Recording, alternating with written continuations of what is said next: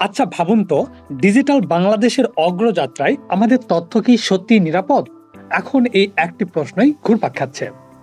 সম্প্রতি দেশের শীর্ষ খুচরা বিক্রয় প্রতিষ্ঠান স্বপ্নকে ঘিরে সাইবার হামলার অভিযোগে নতুন করে উদ্বেগ তৈরি করেছে। অভিযোগ, হ্যাকাররা স্বপ্নের বিশাল গ্রাহক ডেটাবেসে প্রবেশ করেছে।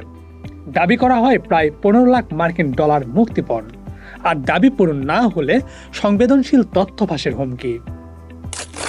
আপনার নাম, আপনার নম্বর, আপনার কেনাকাটার তথ্য সবই এখন ঝুঁকিতে। কিন্তু প্রশ্ন হলো, এটা কি শুধু একটি প্রতিষ্ঠানের সংকট, নাকি পুরো দেশের ডিজিটাল নিরাপত্তার জন্য একটি বড় সতর্ক সংকেত? বিশেষজ্ঞরা বলছেন, ডিজিটাল প্ল্যাটফর্মের নির্ভরশীলতা যত বাড়ছে ততই বাড়ছে সাইবার ঝুঁকি। বিশেষ করে রিটেইল ও ই কমার্স খাত এখন হ্যাকারদের প্রধান টার্গেট।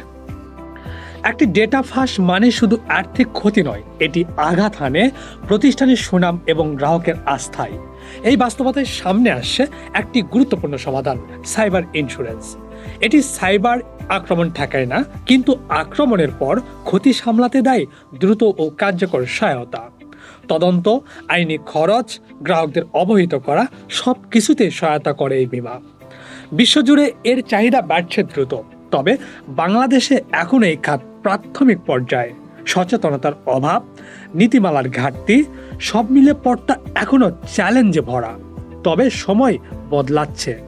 ডিজিটাল অর্থনীতির বিস্তারের সঙ্গে সঙ্গে সাইবার নিরাপত্তা হয়ে উঠছে ব্যবসার অন্যতম প্রধান অগ্রাধিকার।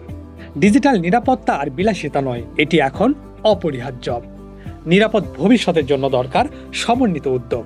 সরকার, ব্যবসা প্রতিষ্ঠান আর বীমা খাত সবাইকে এগিয়ে আসতে হবে একসাথে।